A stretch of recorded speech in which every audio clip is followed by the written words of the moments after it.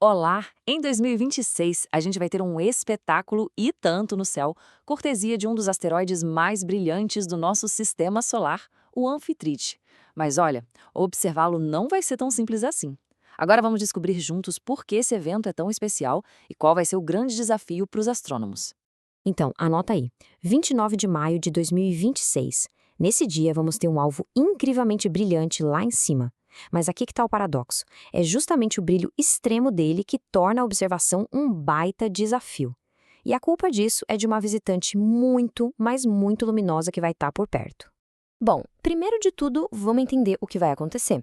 O que significa exatamente essa tal de oposição de um asteroide? E por que maio de 2026 vai ser o momento ideal para observar um anfitrite?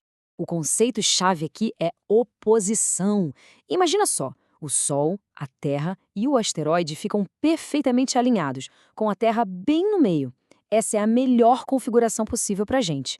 O asteroide nasce a leste assim que o Sol se põe a oeste, fica visível a noite inteira e está mais perto e mais brilhante do que em qualquer outra época. E olha só os dados para o auge do evento. O anfitrite vai estar na constelação de Escorpião. O brilho dele, a magnitude visual, vai ser de 9,59. Para um asteroide, isso é brilhante pra caramba. E a elongação solar de quase 171 graus só confirma esse alinhamento quase perfeito entre ele, a Terra e o Sol. Pois é, mas é aqui que o desafio começa de verdade.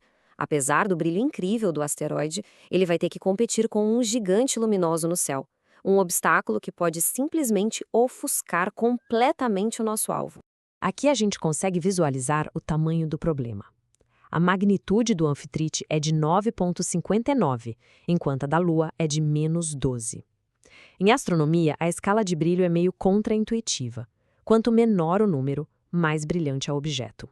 Isso quer dizer que a Lua não vai ser só um pouquinho mais brilhante. Ela vai ser milhares de vezes mais luminosa, agindo como um verdadeiro holofote gigante no céu. E esse número aqui resume tudo, mais 0,948. Isso significa que a Lua vai estar praticamente cheia, lavando o céu com a luz dela. É essa luz de fundo que complica tudo, que torna a observação tão difícil e que pode até sobrecarregar os sensores das câmeras. Tá, mas por que tanto interesse nesse asteroide afinal? Vamos conhecer um pouco melhor o 29 Anfitrite para entender o que o torna um objeto tão especial. A história dele começa lá em 1854, quando foi descoberto por Albert Marth. Uma curiosidade, esse foi o único asteroide que ele descobriu na vida. E o nome, Anfitrite, vem da mitologia grega, era a deusa dos mares.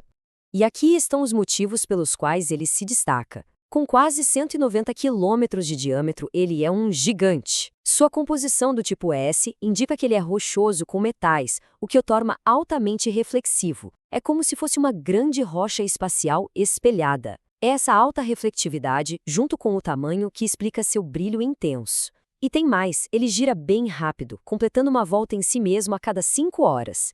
Isso faz dele um alvo super dinâmico para estudar. E todo esse brilho não é só teoria, não.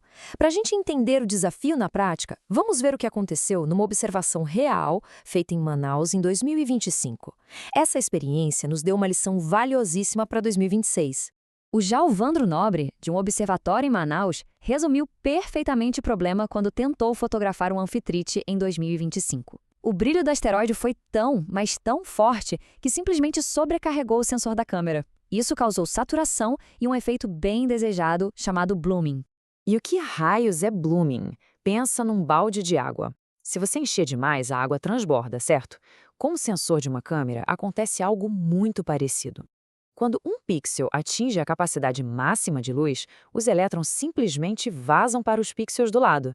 Isso cria uns rastros na imagem, deforma tudo e, no fim das contas, torna impossível medir com precisão a posição e o brilho do objeto.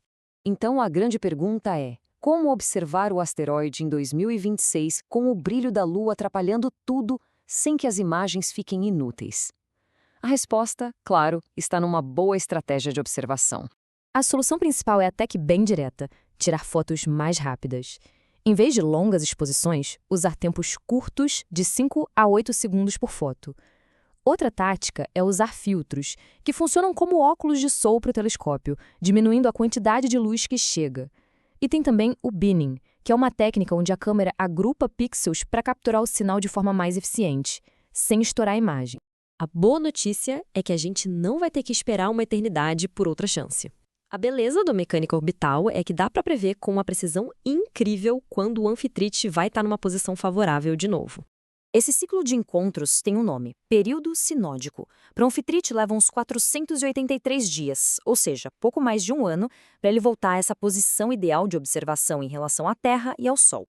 Isso quer dizer que depois do evento de maio de 2026, a próxima grande oposição vai ser na última semana de setembro de 2027. Dá tempo de sobra para os astrônomos se prepararem e aplicarem tudo o que foi aprendido. Isso tudo nos deixa com uma pergunta para o futuro. Medindo com cuidado as pequenas variações de brilho do asteroide enquanto ele gira, o que a gente chama de curva de luz, é possível mapear a forma e a rotação dele. A cada nova observação, que outros segredos sobre a superfície e a estrutura desse objeto a gente pode acabar descobrindo. Se essa análise foi interessante, não esqueça de curtir, compartilhar com quem também ama astronomia e, claro, se inscrever no canal. E para mergulhar ainda mais fundo, o link para o Almanaque Astronômico Brasileiro 2026 está aqui na descrição. Boas observações e céus limpos para todos nós!